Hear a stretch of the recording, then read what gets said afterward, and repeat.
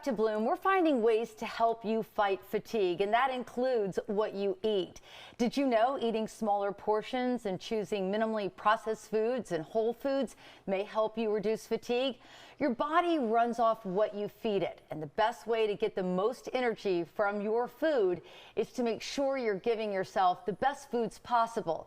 In addition to what you eat, when you eat can also impact your energy. Joining us now is our friend, longevity dietitian and gut health expert Ella DeVar, the author of Healthy Cooking for High Performers, with how foods can either give you a boost of energy or really drag you down. It is so good to see you. Likewise, Gail. I love talking about this subject because when it comes to high performance, fatigue is really a symptom of what food wrong foods could do to us.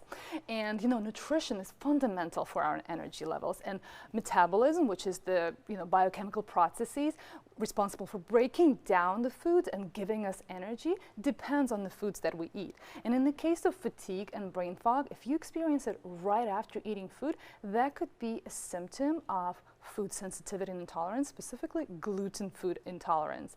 And that is what I see with my clients. The cheapest and the easiest way to find out if you have that is to do elimination diet. 2 to 4 weeks eliminating foods containing wheat, barley, and rye, which is all gluten-containing grains, can really help you to see if you have the symptoms gone or not.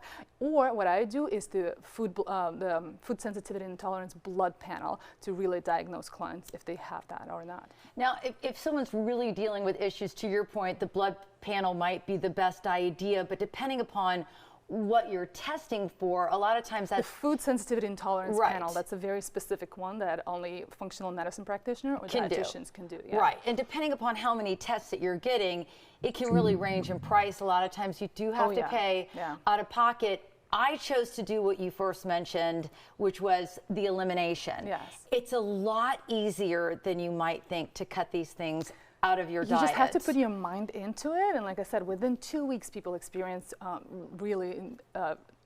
results, seeing how their energy goes up and really being able to pinpoint those foods that are offenders.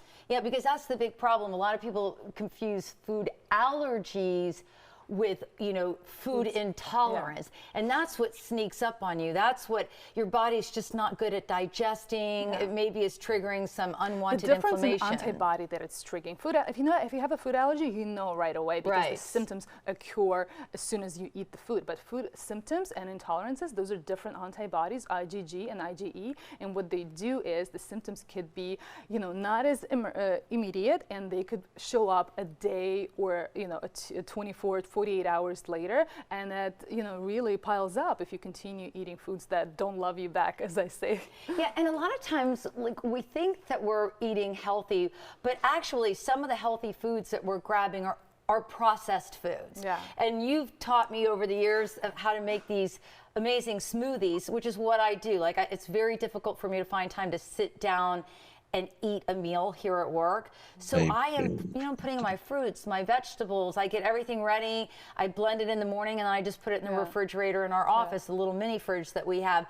So I was realizing that these processed foods that I thought were like a healthy bar. Convenient foods. And convenient foods were really dragging me down. Yeah, so really embracing the anti-inflammatory lifestyle, as I like to say, which is the foundation of which is the anti-inflammatory diet.